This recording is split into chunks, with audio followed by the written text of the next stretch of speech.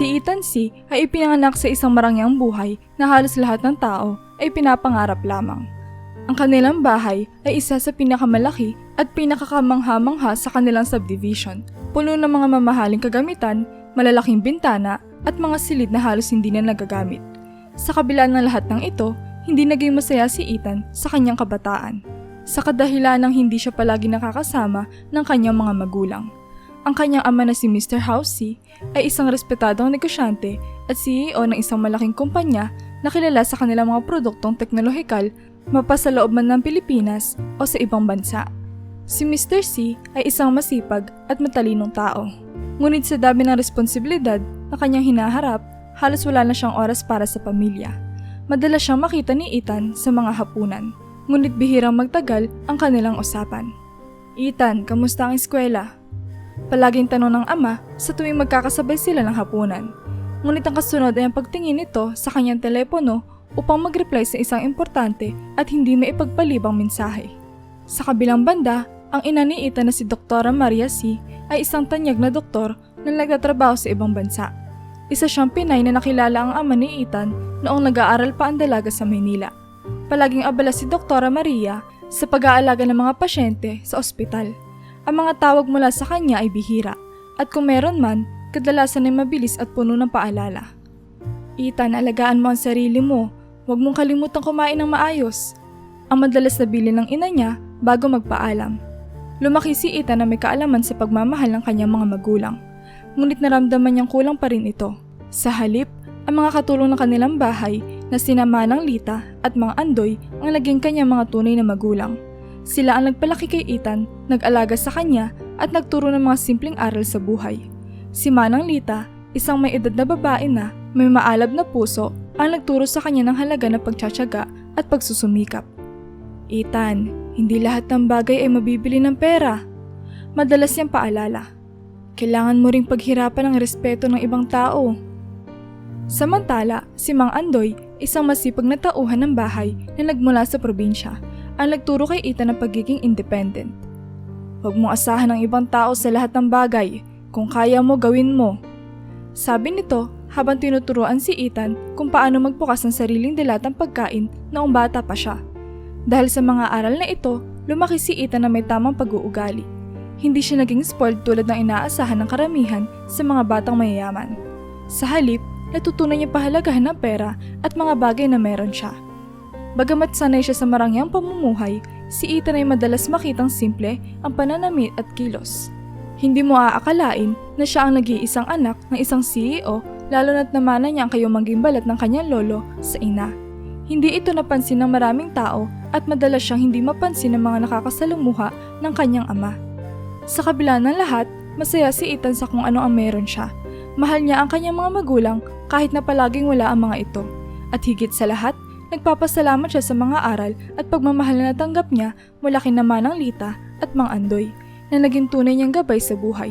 Sa loob ng marangyang bahay ng mga si Ethan ay nanatiling simpleng tao na may malalim na pag-unawa sa tunay na halaga ng buhay. Sa eskwela, si Ethan ay kilala bilang isang tahimik ngunit masipag na estudyante. Hindi siya ang pinakamatagumpay sa akademiko, ngunit isa siya sa mga estudyanteng laging inaasahan ng kanyang mga guro na magiging magalang at masipag. Kung may pagkakataong may kailangang ayusin sa loob ng silid-aralan, si Ethan ang palaging unang nag-aalok ng tulong. Maraming mga guro ang humahanga sa kanyang disiplina at dedikasyon.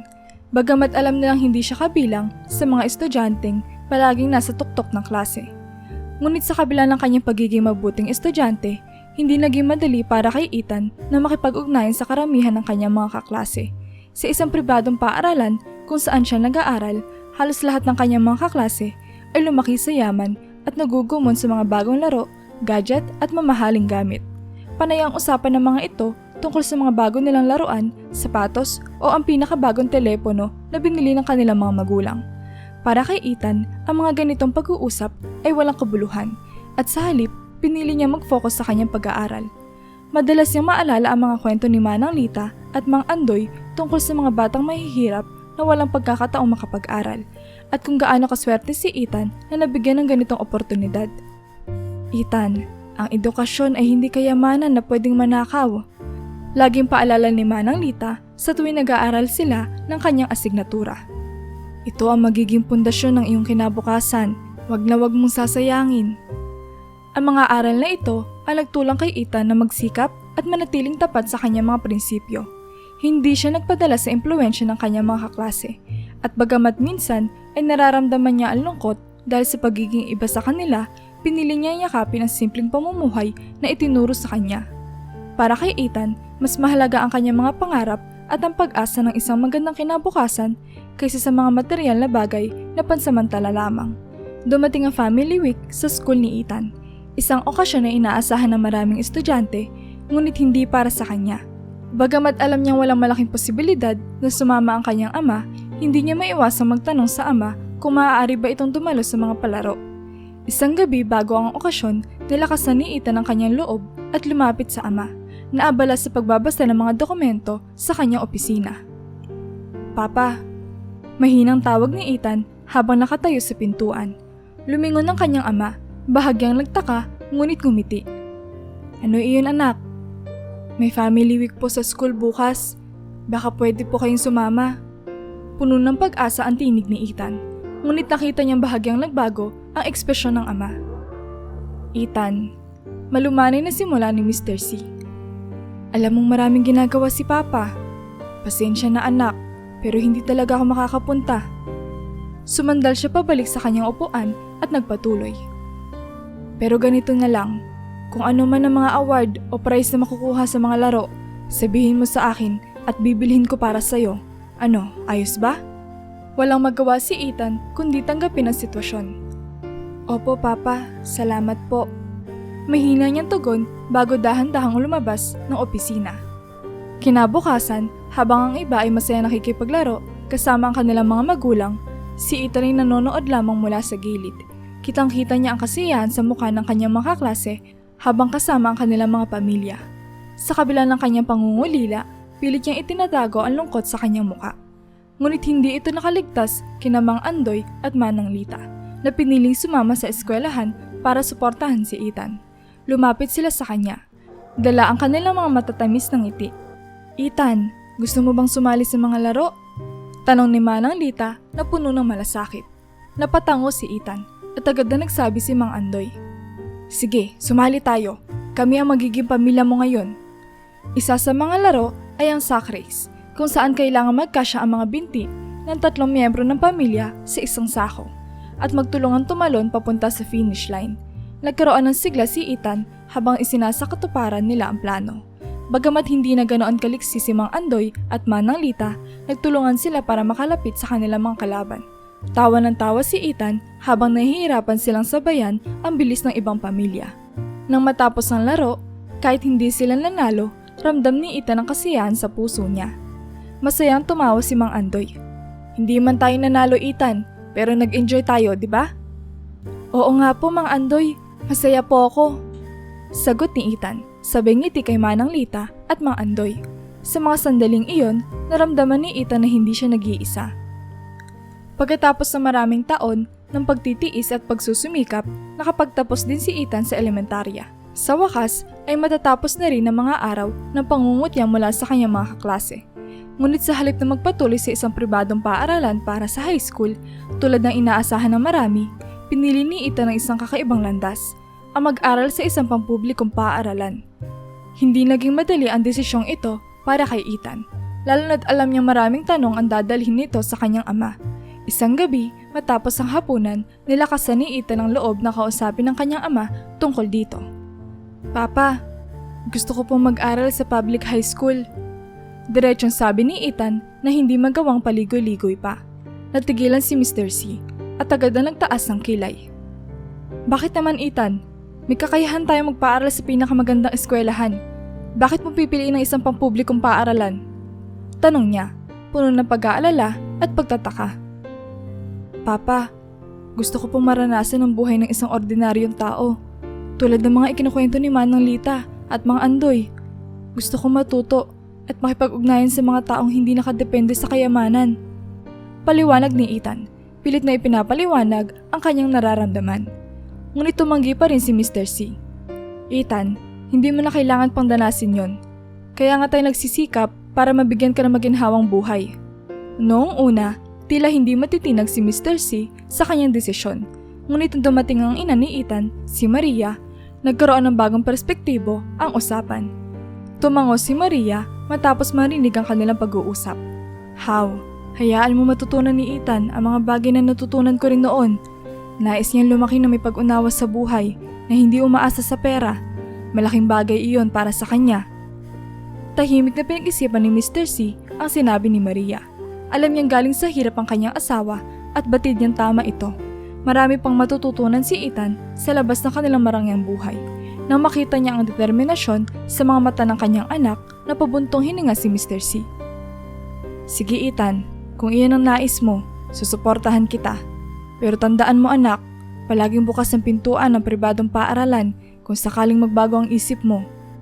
Nakangiti si Ethan habang niyakap ang kanyang ama. Salamat Papa, salamat din po Mama. Sabi niya kay Maria nang initian lang siya na malumanay. Masaya si Ethan na tinanggap ng kanyang mga magulang ang kanyang desisyon. Alam niya hindi magiging madali ang kanyang landas, ngunit naniniwala siya na ito ang tamang paraan upang maranasan ang tunay na buhay. Isang buhay na hindi nakasalalay sa yaman, kundi sa sipag, tiyaga at tunay na pakikipagkapwa-tao.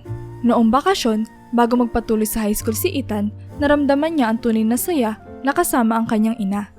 Si Dr. Maria, na madalas ay abala sa trabaho sa ibang bansa, ay nagkaroon ng pagkakataong umuwi at magpahinga kasama ang kanyang pamilya. Sinulit nila ang bawat sandali. Araw-araw ay punong-puno ng kwentuhan at tawanan ng kanilang bahay. Madalas nilang pag-usapan ng mga simpleng bagay, mga kwento mula sa trabaho ni Maria, mga pangarap ni Ethan para sa hinaharap, at mga alaala ng kanilang mga nakaraang bakasyon. Para kay Ethan, ang mga ganitong sandali ay isang bihirang pagkakataon na nadama niyang buo ang kanilang pamilya. May mga araw din na nakakasama nila ang ama ni Ethan, si Mr. C, na kahit abala pa rin sa trabaho, ay sinubukang maglaan ng oras para sa kanila. Kapag magkasama ang tatlo, lagi silang kumakain sa paborito nilang mga restaurant, nanonood ng sine, o kaya naglalaro ng mga board game sa bahay. Naramdaman ni Ethan ang tunay na kaligayahan sa mga simpleng aktibidad na ito, na para bang nawawala lahat ng kanyang alalahanin kapag kasama ang kanyang mga magulang. Masayang-masaya si Ethan sa bawat araw ng bakasyon. Alam niyang babalik din sa trabaho ang kanyang ina at magiging abala ulit ang kanyang ama. Pero hindi iyon naging hadlang para hindi niya sulitin ang bawat oras na kasama sila. Para kay Ethan, ang mga simpleng sandali kasama ang kanyang pamilya ang isa sa pinakamahalagang bagay sa kanyang buhay, higit pa sa anumang kayamanan. Nang magpatuloy na si Ethan sa high school, nagbago na rin ang kanyang paligid. 2 linggo bago magsimula ang pasukan, bumalik na sa ibang bansa ang kanyang ina, dahilan upang muli niyang maramdaman ang lungkot ng pamamaalam. Gayunpaman, hindi ito naging hadlang para mawalan siya ng pag-asa sa bagong yugto ng kanyang buhay. Sa bagong paaralan, walang kakilala si Ethan, ngunit buo ang kanyang loob na harapin ang mga pagbabago. Bago pa man magsimula ang pasukan, nagpaturo si Ethan kay Mang Andoy na magbisikleta. Matagal na niyang gustong matutunan ito, at sa wakas, natutunan na rin niya. Dahil dito, hindi na siya hinahatid ng kotse papunta sa eskwela. Sa halip, sumasakay na lamang siya ng bisikleta papasok sa kanilang paaralan. Ang simpleng pamumuhay na ito ang higit na nagustuhan ni Ethan, na ayaw niya na ipaalam sa kanyang mga kaklase ang kanyang yaman. Para sa kanila, isa lamang siyang ordinaryong binata, masipag, ngunit tahimik. Sa paglipas ng mga taon, naging 2 taon na ni Ethan sa high school. Nagkaroon na siya ng mga kakilala at kahit papaano ay nakikisalamuha na rin sa iba. Ngunit hindi niya pa rin ito tinuturing na tunay na mga kaibigan. Isa lamang ang taong masasabing pinakamalapit kay Ethan, si Julian. Isang araw, bigla na lamang naging malapit si Julian kay Ethan. Palagi inaaya ni Julian si Ethan na sumama sa kanya, na madalas itinatanggihan naman ni Ethan. Hindi masyadong binibigyang pansin ni Ethan ang biglaang pakikipagkaibigan ni Julian. Ngunit sa kabila nito, hindi niya rin may ikakailang may kakaibang saya siyang nararamdaman tuwing kasama ito. Bagamat hindi pa niya lubos na pagkakatiwalaan si Julian, may bahagi kay Ethan na gusto makipagkaibigan. Ngunit dahil na rin sa mga karanasan niya noong elementarya, pinili ni Ethan na maging maingat at manatiling mapagmatsyag sa kanyang paligid. Para sa kanya, mas mabuti ng konti ang kaibigan kaysa marami, ngunit hindi naman totoo. Isang araw, habang nasa eskwela, nabigla si Ethan na mapansin niyang wala na ang kanyang cellphone. Agad siya naghanap sa loob ng kanyang bag at sa mga bulsa ng kanyang uniform. Ngunit hindi niya ito makita. Ang cellphone na iyon ay regalo ng kanyang ama noong nagsimula siya sa pangatlong taon ng high school. Taon-taon ay bago ang kanyang cellphone. Isang tradisyon na nagsimula noong unang taon niya sa high school. Sa mga unang taon, si Ethan mismo ang pumipili ng kanyang cellphone. Mga simpleng model lamang na sapat na para sa kanya dahil hindi naman siya mahilig sa gadgets. Ngunit sa kanyang pangatlong taon, ang ama na ni Ethan ang desisyon para sa kanyang cellphone. Inakala ng kanyang ama na tulad ng karamihan sa mga kabataan, mahilig si Ethan sa mobile games at mga social media apps. Kaya't binilhan siya nito ng isang high-end na brand na sa tingin ng ama ni Ethan ay nararapat para sa isang batang gaya niya.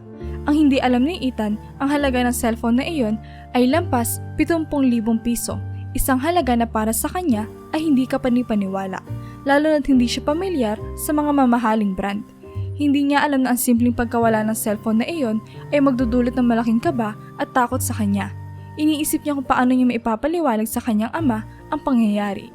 Hindi siya sanay sa mga mamahaling bagay. At sa tuwing makikita niya ang cellphone na iyon, naiisip niya mas mabuting simpleng model na lamang ang pinili niya. Habang patuloy na paghahanap, unti-unting lumalalim ang kanyang pag-aalala. Paano kung may nakakita na sa cellphone niya at hindi na ito ibalik? At paano kung malaman ng kanyang mga kaklase kung gaano pala kamahal ang cellphone na iyon? Natatakot si Ethan na malaman ng iba ang tunay na halaga ng bagay na iyon dahil alam niya maaaring magbago ang tingin sa kanya ng kanyang mga kaklase at maaaring magdulot ito ng inggit o galit na hindi niya kayang harapin. Pagka-uwi ni Ethan mula sa eskwela, dala pa rin ng kaba at pag-aalala sa pagkawala ng kanyang cellphone, agad siyang nagtungo kina Mang Andoy at Manang Lita upang humingi ng payo. Alam niyang kailangan niyang sabihin ito sa kanyang ama, ngunit natatakot siya sa magiging reaksyon nito. Hindi naman nagdalawang isip ang dalawa na palakasin ang loob ni Ethan. Ethan, mahal ka ng papa mo. Hindi siya magagalit sa iyo dahil lang sa nawala ang cellphone. Mas mahalaga sa kanya ang kaligtasan mo, sabi ni Mang Andoy habang hinahaplos ang likod ng binata. Tama si Mang Andoy, dagdag ni Manang Lita. Huwag kang mag-alala, sabihin mo lang ang totoo at maiintindihan ka ng papa mo. Napaisip si Ethan sa mga sinabi ng dalawa. Tama nga sila, hindi naman siya nagkulang sa pag-iingat at higit sa lahat, hindi naman sinasadya ang pagkawala ng cellphone. Kinalaunan, nakapag-ipon na rin siya ng lakas ng loob at napagpasyahan niyang kausapin ang kanyang ama. Na makaharap na niya ang kanyang ama, nakita agad ni Ethan ang pag-aalala sa mga mata nito. Anak, may nawala pa bang iba? Tanong ng kanyang ama, halatang iniisip ang kalagayan ni Ethan. Wala naman po, Papa. Tugon ni Ethan. Wala ring mahalagang bagay sa cellphone na iyon.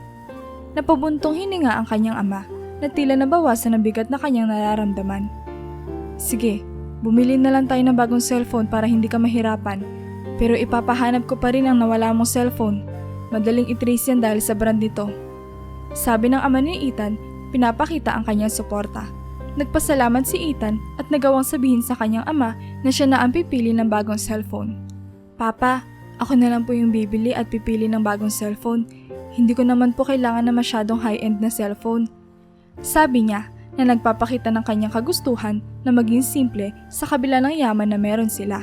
Ngumiti ang ama ni Ethan, tila natutuwa sa pagiging praktikal at mapagkumbaba ng kanyang anak. Sige anak, bahala ka na. Basta tandaan mo, anumang kailangan mo andito lang ako. Lumabas si Ethan sa kanilang usapan na magaan ang loob dahil alam niya kahit ano pa man ang mangyari, may isang ama siya maaasahan at handang suportahan siya sa anumang bagay. Kinabukasan, pumasok si Ethan sa eskwela na may dalang bagong cellphone. Bagaman simpleng brand lamang ang kanyang napili, ito'y higit na sapat para sa kanyang mga pangangailangan. Ngunit dahil na rin sa ang halaga nito ay lampas 15,000 piso, hindi ito maikakailang mataas na para sa kanyang mga kaklase. Agad nilang napansin ang bagong cellphone ni Ethan at hindi nagtagal, pinuri na nila ito. Nang dumating si Julian at mapansin ang bagong cellphone ni Ethan, sandali ito natigil at tila napaisip. Ngunit bumalik din ito sa normal na pakikitungo kay Ethan.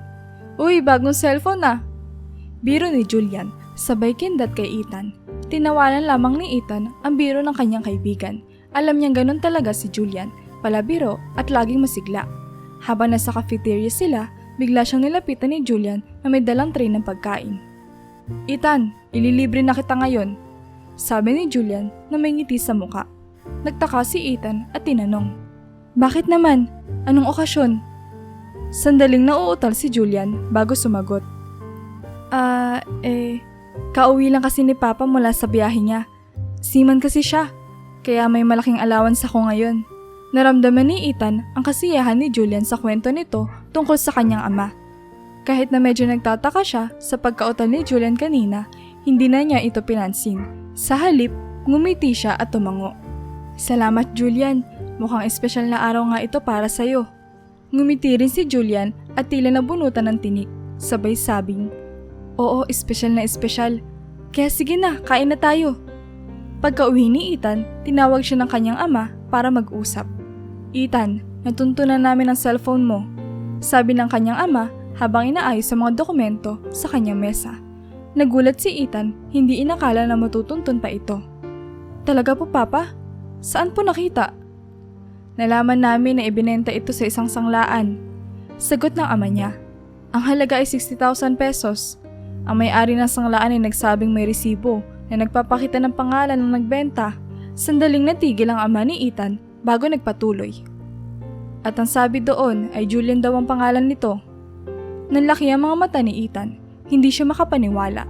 Si Julian, ang tanging taong itinuring niyang kaibigan, nagsimula siyang makaramdam ng sakit at pagkabigla. Kinabukasan, sinamahan si Ethan ng sekretarya ng kanyang ama sa opisina ng prinsipal. Kasama nila ang may-ari ng sanglaan na nagbigay ng impormasyon. Ipinatawag si Julian at nang dumating ito at makita si Ethan kasama ang may-ari ng sanglaan ay agad na namutla si Julian. Noong una ay pilit na itinatanggi ni Julian ang lahat. Ngunit nang sabihin ng may-ari ng sanglaan na nakilala siya at may CCTV footage na nagpapakita ng pagpasok niya sa sanglaan ay tuluyan na siyang umamin. Nanginginig at umiiyak, inamin ni Julian ang kanyang pagkakamali. Ethan, nainggit ako noong nakita ko ang brand ng cellphone mo. Pag-amin niya. Lalo na noong napansin ko na hindi mo ito masyadong ginagamit. Alam ko na makikilala mo agad kung gamitin ko iyon. Kahit ibinenta ko na lang. Sorry Ethan, hindi ko alam na aabot sa ganito. Tahimik na nakinig si Ethan. Damang-dama ang bigat ng sitwasyon. Hindi siya makapaniwala na ang taong tinuring niyang kaibigan ay magagawa iyon sa kanya. Ngunit sa kabila ng lahat, hindi niya nais palakihin pa ang gulo. Tumayo si Ethan at sa tahimik na boses, sinabi niya, Julian, tatanggapin ko ang sorry mo. Pero may kondisyon. Hindi na natin pag-uusapan ang nangyari. At sana, huwag mo na akong lapitan pa. Tumango si Julian, halatang nagsisisi, habang si Ethan ay lumabas na ng opisina. Sa kabila ng sakit, alam niyang ginawa niya ang tama. Mas pinili niyang tapusin ang usapin kaysa hayaang sirain nito ang kanyang buhay. Nagpatuloy ang buhay ni Ethan sa high school na parang walang nangyari. Kahit na marami ang nagtatanong sa kanya kung bakit tila nag-iba ang kanilang relasyon ni Julian, palagi niyang sinasabi na abala lang siya sa pag-aaral. Hindi rin naman kumalat ang nangyari sa kanila ni Julian dahil na rin sa takot ni Julian na mabansag ang magnanakaw sa kanilang paaralan. Samantala, ang bagong cellphone na binili ni Ethan para sana sa sarili ay ibinigay niya kay Mang Andoy. Naalala kasi ni Ethan na minsang nabanggit ni Mang Andoy na ang kanyang mga apo sa probinsya ay nagsasalit-salitan sa paggamit ng iisang cellphone. Alam ni Ethan na mas makikinabang ang mga ito sa cellphone kaysa sa kanya, kaya't masaya niyang ibinigay iyon sa matanda. Kalaunan, dumating ang araw ng graduation ni Ethan. Isa itong masayang araw para sa kanya at sa kanyang pamilya. Lalo na at naging matagumpay siya sa kabila ng mga pagsubok na hinarap niya sa eskwela. Nang dumating ang panahon para pumili ng kurso sa kolehiyo, napagdesisyonan niyang kumuha ng business administration. Maliban sa kagustuhan ng kanyang ama na ipamana sa kanya ang pamumuno sa kanilang kumpanya balang araw, naramdaman din ni Ethan na ang kursong ito ay bagay sa kanyang interes at mga pangarap sa hinaharap. Masaya si Ethan sa kanyang desisyon at sabik siyang harapin ang mga bagong hamon at oportunidad na dala ng kolehiyo.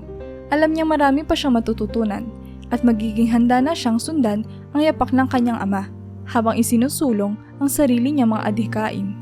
Sa pagpapatuloy ng buhay ni Ethan sa kolehiyo, tila naging mas independent siya. Sa pagmamaneho ng sarili niyang kotse, papasok at pauwi mula sa eskwelahan, naramdaman niya ang laya at responsibilidad na kaakibat ng pagiging isang adult. Bagamat simple lamang ang kanyang buhay sa kolehiyo, naging mas malalim ang kanyang pag-iisip tungkol sa kanyang hinaharap, lalo na sa mga usapin ng pag-ibig. Tuwing tatanungin siya ng kanyang ama kung may jowa na ba siya, Palaging ngumingiti si Ethan at sinasabing wala pa. Tinatawanan lamang siya ng kanyang ama na palaging may payo tungkol sa pagpapalawak ng kanyang mga karanasan habang bata pa. Mas mabuting mag-explore ka habang bata ka pa, anak, para malaman mo kung ano talaga ang gusto mo, madalas nasabi ng kanyang ama. Sa kabila nito, malinaw kay Ethan ang kanyang plano. Hindi siya interesado na magkaroon ng kasintahan habang siya'y nag-aaral pa. May takot siyang baka mag-iba ang tingin sa kanya na magiging kasintahan kapag nalaman nito ang kanyang estado sa buhay. Ayaw niyang isipin ng iba na ang yaman lang ang dahilan ng kanilang relasyon. Bukod pa rito, gusto ni Ethan na ang anumang regalo na ibibigay niya sa kanya magiging kasintahan ay manggagaling sa kanyang sariling kita. Isang bagay na magiging simbolo ng kanyang pagsisikap at dedikasyon.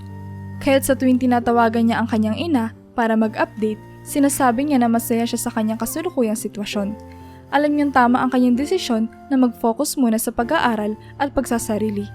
Para kay Ethan, darating din ang tamang panahon para sa pag-ibig. Isang panahon na handa na siyang magbahagi ng kanyang sarili, hindi lamang sa pamamagitan ng kanyang yaman, kundi sa pamamagitan ng kanyang pinagpagurang tagumpay. Matapos ang 4 na taon ng pagtutok at pagsisipag sa kolehiyo, sa wakas ay nakapagtapos si Ethan. Sa araw ng kanyang pagtatapos, ipinagmalaki siya ng kanyang ama at agad siyang inaya na magtrabaho sa kanilang kumpanya. Ngunit bago pa man makapagdesisyon, naalala ni Ethan ang mga aral na itinuro sa kanya ni Manang Lita at Mang Andoy, ang kahalagahan ng karanasan at pag-unawa sa mga taong pinamumunuan. Sa harap ng kanyang ama, malumanay ngunit matatag na sinabi ni Ethan ang kanyang plano. Papa, gusto ko pong magsimula mula sa mababa. Wika niya. Gusto ko pong malaman kung ano ang nararanasan ng mga tao sa ibaba ng organisasyon. Sila po ang pumumunuan ko balang araw, kaya't kailangan ko maranasan at maunawaan ang buhay nila. Gusto ko pong gamitin ang sarili kong kakayahan at hindi lamang ang posisyon ko bilang anak ng may-ari. Naguluhan man ang ama ni Ethan sa kanyang desisyon, hindi na rin ito nagulat. Kilala niya ang kanyang anak bilang isang mapagkumbaba at masipag na tao, na laging nagnanais na makatarungan at makabuluhang karanasan. Sigurado ka ba sa desisyon mo, anak? Tanong ng kanyang ama na may halong pag-aalala. Opo, Papa. Alam ko pong ito ang tamang paraan para maging mabuting pinuno balang araw. Matapang na tugon ni Ethan. Dahil alam ng kanyang ama na hindi na mapipigilan ang determinasyon ni Ethan, pinayagan na rin niya ito. Sige anak, nandito lang ako para sumuporta sa iyo. Pero tandaan mo, ano man ang kailangan mo, huwag kang magdalawang isip na lumapit sa akin. Sa unang araw ng kanyang trabaho, si Ethan ay nagsimula bilang isang janitor sa kanilang kumpanya. Bagamat simple at tila malayo sa posisyon na karaniwang iniaalok sa kanya, naramdaman ni Ethan na ito ang simula ng isang makabuluhang paglalakbay. Isang hakbang patungo sa mas malalim na pag-unawa at higit na kahandaan para sa mga hamon ng hinaharap. Habang nagtatrabaho si Ethan bilang isang janitor, unti-unti siyang napalapit kay Lalaine, isa sa mga intern ng kumpanya. Una silang nagkakilala noong pareho silang naghihintay sa lobby upang mag-apply. Mukhang sabay tayong mag-a-apply dito. Nakangiting sabi ni Lalaine noong una silang mag-usap. Oo nga, sana pareho tayong makapasok. Sagot ni Ethan na hindi ipinapaalam na anak siya ng CEO. Sa kabila ng pagkakaiba ng kanilang mga posisyon, nanatili ang magaan na pakikitungo ni Lalaine kay Ethan. Hindi niya ito tiningnan ng mababa dahil lamang sa pagiging janitor nito.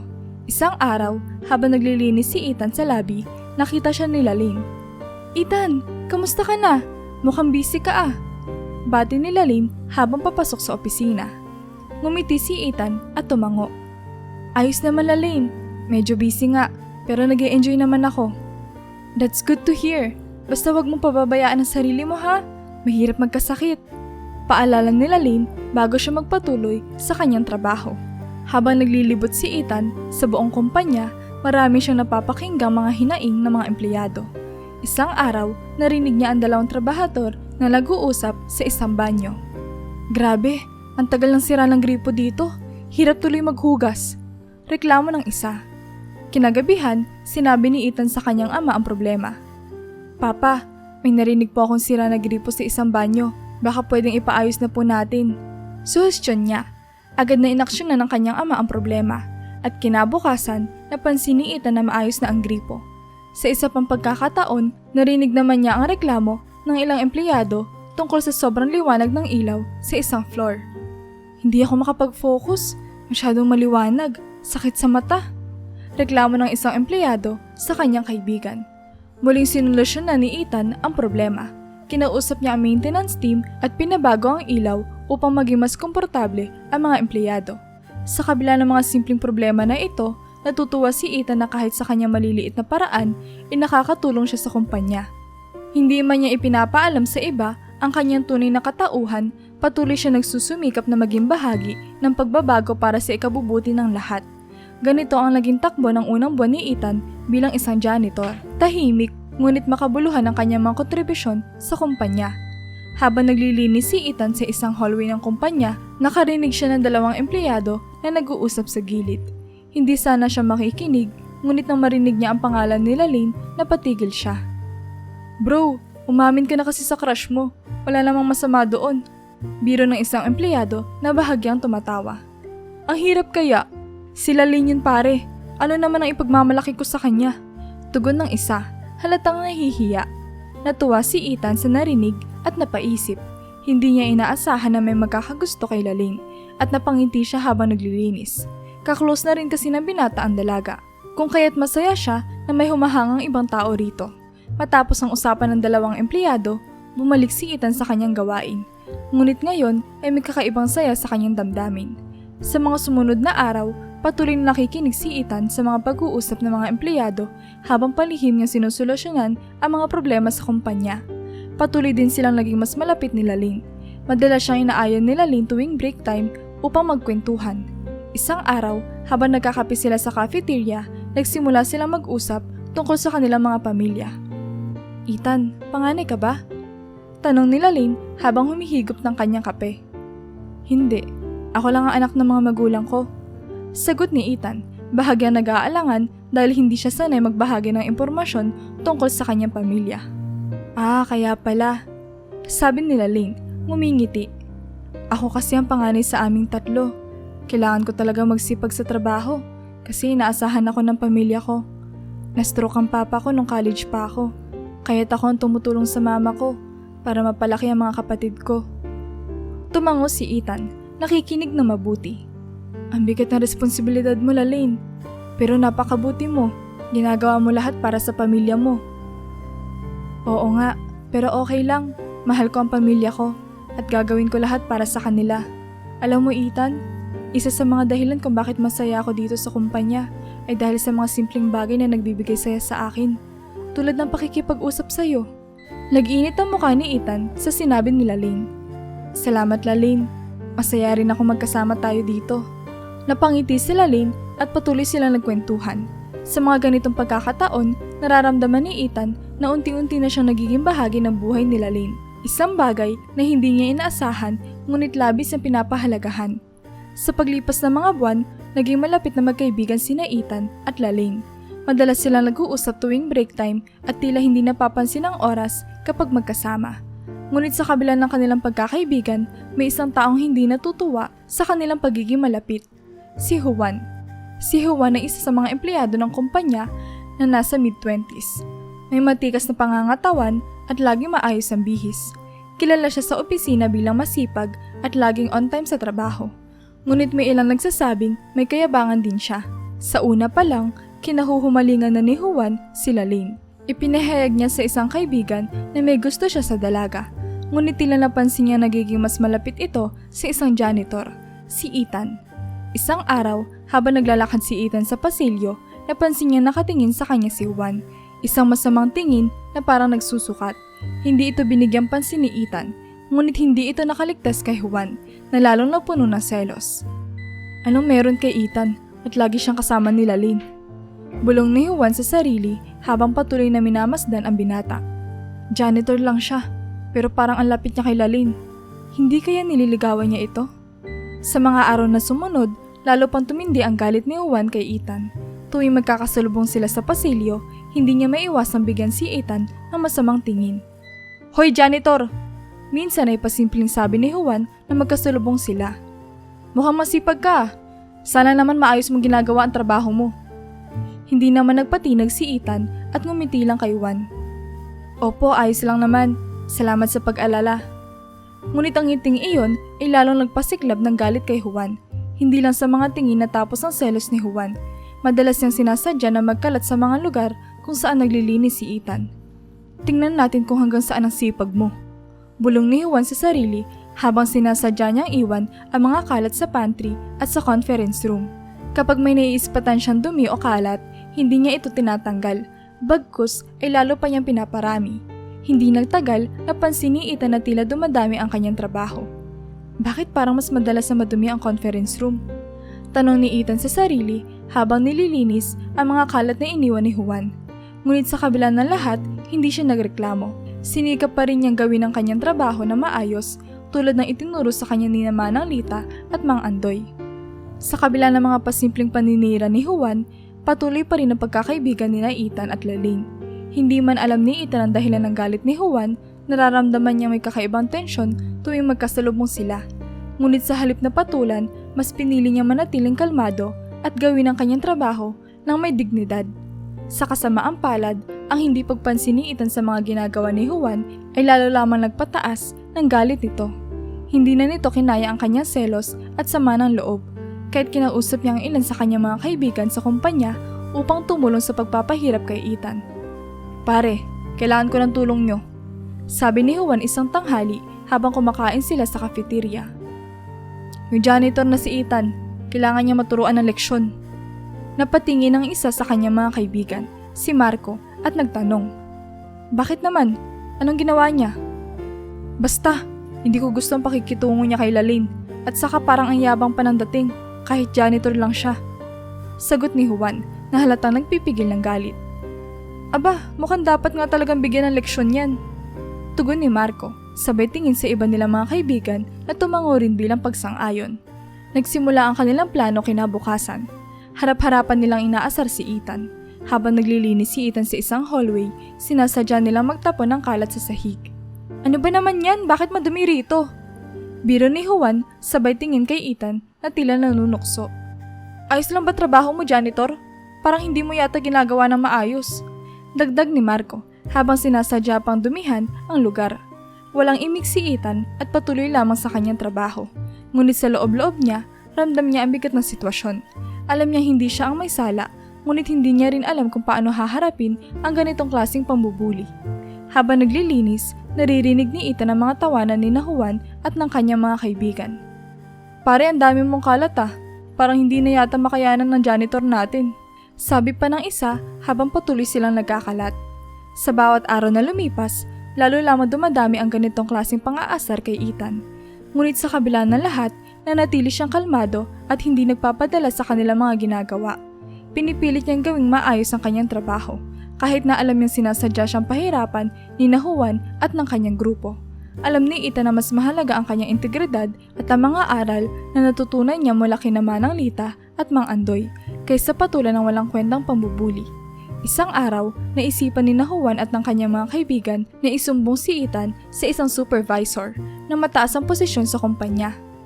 Alam mo, hindi maayos ang trabaho ng janitor na yan, sabi ni Juan sa supervisor. Palagi kami nakakakita ng dumi kahit saan, parang hindi niya ginagawa ng tama ang trabaho niya. Sumang-ayon ang mga kaibigan ni Juan, nagpapatibay ng kanilang reklamo.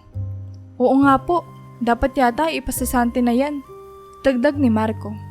Nakikinig lamang ang supervisor habang nagsasalita ang grupo.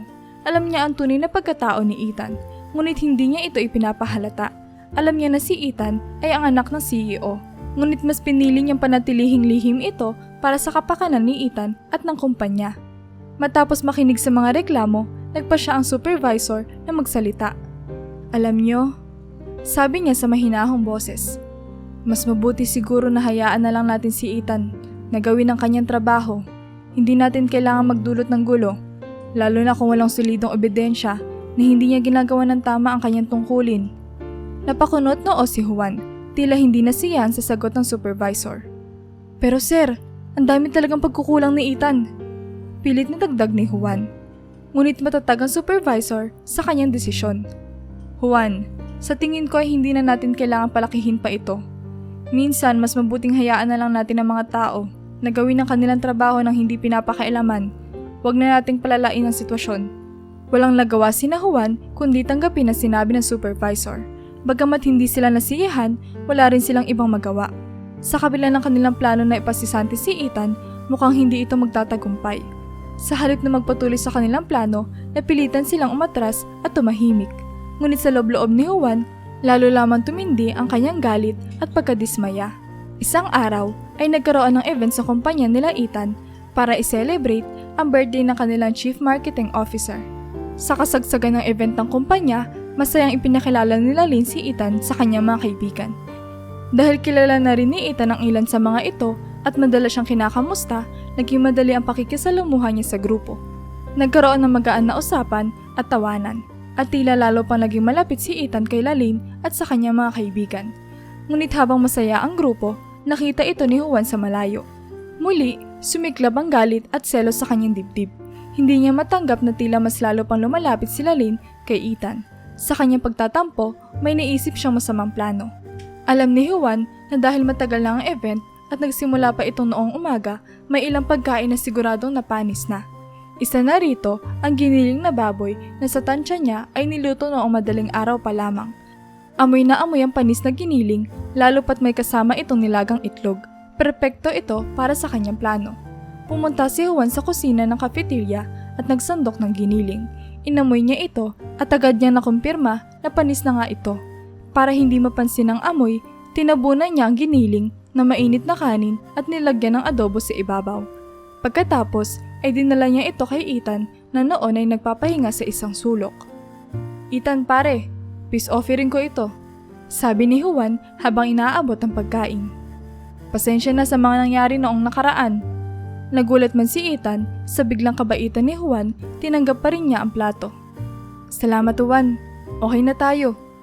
Hindi alam ni Ethan na binivideohan ng mga kaibigan ni Juan ang buong pangyayari. Nang isinubo na ni Ethan ang pagkain, agad niyang nalasahan ang panis na giniling. Napangiwi siya at agad itong dinura. Nagtalsikan ng kanin at ulam sa paligid. Agad naman nagtawanan sina Juan at ang mga kasamahan niya. "Tama nga kami, hindi ka marunong kumain ng maayos," sigaw ni Juan habang patuloy na nagtatawanan. "Linisin mo ang kalat mo, janitor." Naiwan si Ethan na nahihiya at naguguluhan habang paalis ang grupo ni Juan na humahalakhak. Hindi niya inasahan ang ganitong klase ng pambubuli, lalo pat akala niya ay maayos na ang kanilang samahan. Sa mga sandaling iyon, naramdaman ni Ethan ang bigat ng sitwasyon. Isang sitwasyon na alam niyang kailangan niyang harapin, ngunit hindi niya pa alam kung paano. Sa labis na kahihiyan at pagkalito, agad na umuwi si Ethan ng araw na iyon. Wala siyang kaalam-alam na ang video na kinuha nila Juan at ng kanyang mga kaibigan ay mabilis na kumalat sa iba't ibang group chats ng mga trabahador sa kumpanya. Habang ang karamihan ay naawa kay Ethan at nagalit sa ginawa ni Juan, may ilan rin namang napatawa dahil sa kapalpakan at kahihiyan na naranasan ng binata. Kinabukasan, habang nasa trabaho, napansin ni Ethan na iba ang tingin sa kanya ng mga kasamahan niyang empleyado. May ilang nag-aalangan na batiin siya at may ilan din namang tila may halong awa ang mga tingin. Naguguluhan siya hanggang sa lumapit sila Lynn at sinabing, "Ethan, may gusto kong sabihin sa'yo. May kumalat na video patungkol sa ginawa sa'yo ni Juan. Halos lahat ng tao sa kumpanya nakita na." Nang marinig ito ni Ethan, doon niya napagtanto kung bakit ganoon ang tingin sa kanya ng mga tao. Halos hindi siya makapaniwala na ang isang maliit na insidente ay magiging dahilan ng ganitong kalaking kahihiyan. Ramdam niya ang bigat ng sitwasyon at tila hindi niya alam kung paano haharapin ang mga susunod na araw. Kalaunan, ipinatawag si Ethan sa HR office.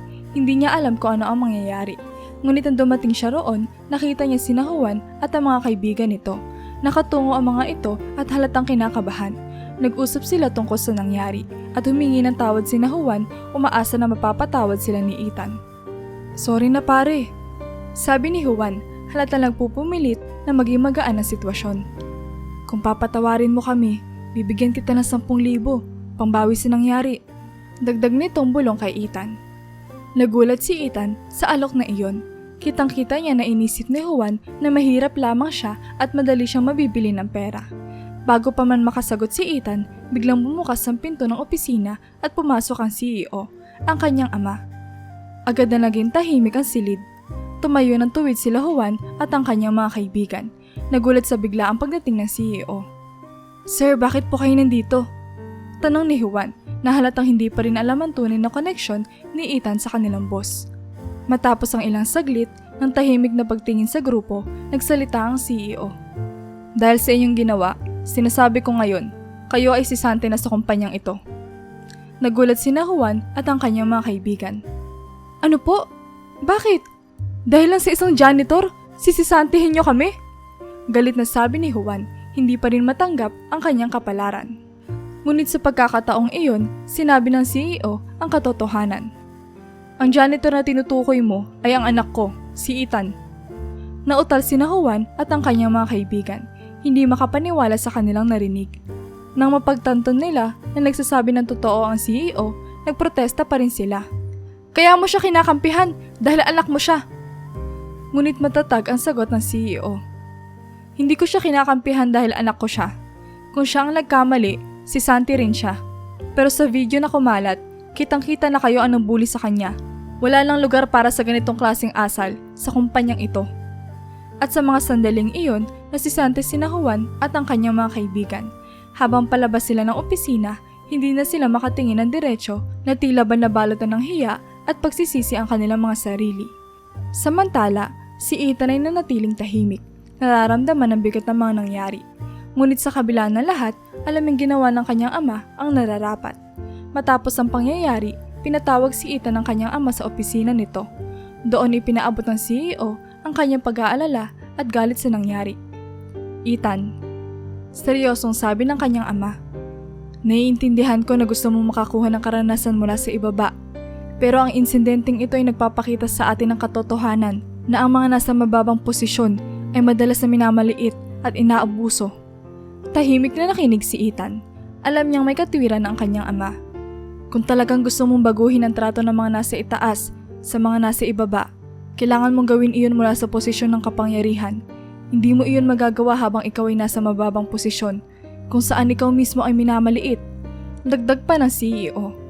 Napabuntong hininga si Ethan at sumang-ayon. Tama ka, Papa. Kailangan ko nang umangat para tunay na makagawa ng pagbabago. Dahil dito, agad na nagpatawag ng meeting si Mr. C. Sa harap ng lahat ng empleyado, ipinakilala na niya si Ethan bilang kanyang anak. Nagulat ang lahat, hindi makapaniwala na ang janitor na kanilang nakakasalumuha ay anak pala ng kanilang CEO. Natanaw ni Ethan si Lalene na hindi makapaniwala sa kanyang narinig. Ang anak kong si Ethan ay nagtrabaho bilang janitor upang higit na makilala ang bawat isa sa inyo. Paliwanag ni Mr. C.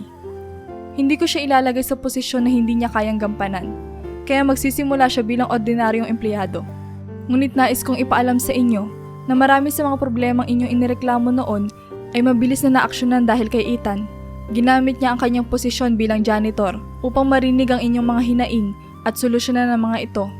Sa mga sandaling iyon, nagsimulang magbago ang tingin ng lahat kay Ethan. Napagtanto nila ang kabutihang loob ng binata at kung paano niya ginamit ang kanyang simpleng posisyon upang makagawa ng positibong pagbabago sa kanilang kumpanya. Sa kabila ng kanyang pagiging anak ng CEO, nanatili si Ethan na mapagkumbaba at tapat sa kanyang layunin na maglingkod at magbigay ng halaga sa mga tao sa paligid niya. Nagsimula na si Ethan sa kanyang bagong trabaho bilang isang ordinaryong empleyado sa kumpanya ng kanyang ama. Nakapwesto siya sa departamento kung saan isa sa kanyang mga katrabaho ay si Lalene.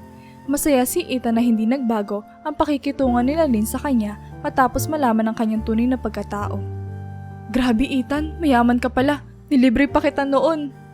Biro ni Lalene isang araw habang sila'y nagmi-meeting sa pantry. Ngumiti si Ethan at sinagot. Ngayon, ako naman lilibre sa'yo. Walang problema. Tumawa si Lalene at tumango. Sige, bawi ka ha. Bukod kay Lalene, masaya si Ethan na hindi naging sipsip ang kanyang mga kasamahan sa departamento. Sa halip, pinakita nila ang tunay na pasasalamat kay Ethan. Lalo na lang malaman nilang siya ang dahilan kung bakit mabilis na nasusolusyonan ang maraming problema sa kanilang trabaho. Ethan, salamat ha. Kung hindi dahil sa'yo, hindi na ayos ang ilaw sa floor namin noon. Sabi ng isa sa mga empleyado habang tinutulungan siya sa isang report. Salamat din pero team effort to. Tulong-tulong tayo. Sagot ni Ethan habang masiglang tinutuloy ang trabaho.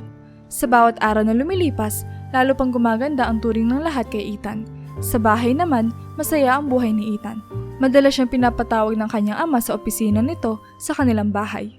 Ethan, kamusta na sa kumpanya? May mga hamon ba? Tanong ng kanyang ama habang nakaupo sa malambot na silya sa opisina. Okay naman papa, natututo ako ng marami at masaya ako sa ginagawa ko. Sagot ni Ethan, ngumingiti habang iniisip ang bawat araw na dumadaan. Good. Keep it up. Balang araw, ikaw na ang mamumuno sa kumpanya at gusto kong handa ka. Sabi ng kanyang ama, puno ng pagmamalaki. Sa kabila ng pagiging abala sa trabaho, hindi nakalimutan ni Ethan sina Manang Lita at Mang Andoy. Madalas niya silang kinakausap tuwing nasa bahay siya. Manang Lita, Mang Andoy, salamat sa lahat ng aral na itinuro niyo sa akin. Hindi ako magiging ganito kaayos kung hindi dahil sa inyo. Ikaw talaga, Ethan, sabi ni Manang Lita. Proud na proud kami sa'yo. Basta, lagi kang magpakumbaba at maglingkod ng tapat. Tinawagan din ni Ethan ang kanyang ina na nasa ibang bansa. Mama, ang dami ko nang natutunan dito. Masaya ako at excited na matuto pa. Masaya ako marinig yan, anak. Basta't magpatuloy ka sa pagiging mabuting tao at tandaan mo ang mga aral na natutunan mo. Balang araw, ikaw ang magiging pinakamagaling na CEO. Sagot ng kanyang ina, puno ng pagmamahal at suporta. Sa lahat ng kanyang karanasan, natutunan ni Ethan ang halaga ng pagiging mapagkumbaba, makinig sa mga tao at ang tunay na layunin na maglingkod sa iba.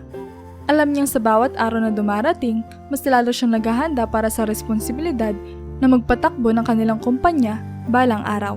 Naiintindihan ni Ethan na ang tunay na leader ay hindi lamang nag-uutos mula sa taas, kundi nagpapakumbaba din upang unawain ang mga pangangailangan ng mga nasa ibaba.